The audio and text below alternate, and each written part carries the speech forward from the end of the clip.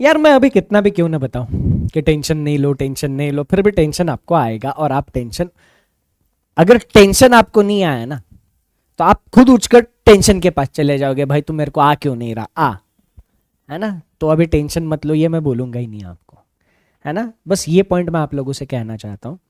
जितने भी selected student है ना, वो लोग भी एग्जामिनेशन के पहले टेंशन में ही थे। मतलब कुछ तो सिलेक्टेड स्टूडेंट का एग्जाम में के पहले कॉल आया था, सर पता नहीं कैसे होगा, क्या होगा।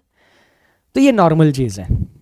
टेंशन में ही वो भी लोग थे जो सिलेक्ट हुए हैं, है ना। बस फर्क क्या था, उन लोगों ने टेंशन उनके ऊपर हावी नहीं होने दिया। टेंशन उनके ऊपर अगर हावी होता तो शायद वो सिलेक्ट नहीं हो पाते। और यही चीज आपको भी ध्यान में रखनी है कि टेंशन को आपको अपने ऊपर हावी नहीं होने देना। टेंशन का क्या करना, कैसे अवॉइड कर सकते हो, be in the present. Tension आपको ज्यादा तब आएगा जब आप कल के बारे में ज्यादा सोचोगे, परसों के बारे में ज्यादा सोचोगे। यार पेपर कैसा आएगा, मैं कैसा परफॉर्म करूंगा, पेपर के बाद रिजल्ट कैसा आएगा, हाँ अब रिजल्ट में कुछ कम ज़्यादा हो गया तो उसका और मेरा क्या होगा। अब ऐसे आगे के ख्याल आपके दिमाग में आते रहे तो फिर आपको टेंशन ज़्यादा होगा और एंजाइटी बिल्ड होती जाएगी। आप कल के पेपर के बारे में जितना ज़्यादा सोचोगे उतना ज़्यादा एंजाइटी और उतना ज़्यादा टेंशन आपको आएगा। ठीक है, तो जितना हो सके अभी प्रेजेंट मोमेंट में रहने की कोशिश करनी है। ठीक है, कि यार जितना टेंशन लेना था वो आप ऑलरेडी ले चुके हो। अब यहां से आगे आपको शांत रहना है।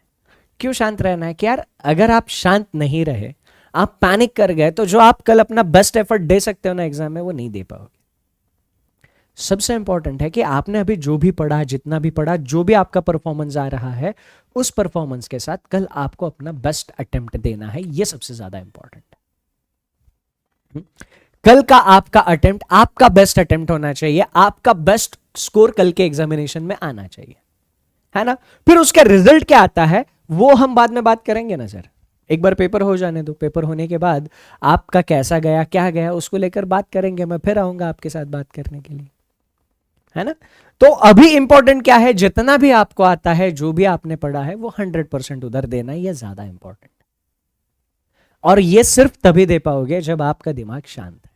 अगर आपके दिमाग में कुछ और चीजें चल रही है तो फिर आपको अपना बेस्ट अटेम्प्ट नहीं दे पाओगे। आप नहीं दे पाओगे, आपसे नहीं होगा वो, है ना। तो बी इन द प्रेजेंट, ये अभी के लिए सबसे इंपॉर्टेंट चीज है। और रीजनिंग में आपका टारगेट 30 मार्क नहीं है।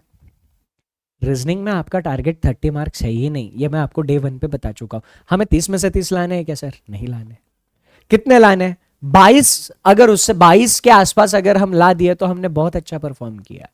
और पिछले दिनों में जितने भी रीजनिंग की हमने प्रैक्टिस करी है, यार मैं आपको बता रहा हूं, अगर ढंग से और सही से प्रैक्टिस करी है, सेशन में जो जो चीजें बताई है वो रेगुलरली फॉलो करी है, मॉक्स वैसे लगाए हैं, उनका एनालिसिस वैसे किया है, और उसके ऊपर अगर आपने काम किया है तो तो मैं आपको बताऊं कि आपको रीजनिंग में 22 मार्क लाना बहुत बड़ा चैलेंज नहीं होगा, बहुत बड़ा चैलेंज नहीं होगा, है ना। अब आप में से कुछ लोग जो 22 नंबर तक भी नहीं पहुंच पा रहे, मैंने कहा अभी टेंशन नहीं लेना उसका, है ना। यार सर ने तो 22 बोला है, 20 बोला है, यार मेरा तो 15 आ रहा है, 16 आ रहा है, उसका टेंशन लेना ही नहीं है ना। मैंने कहा कि जितना सोचना था, जितने एफर्ट डालने थे, आपने डाल दिए।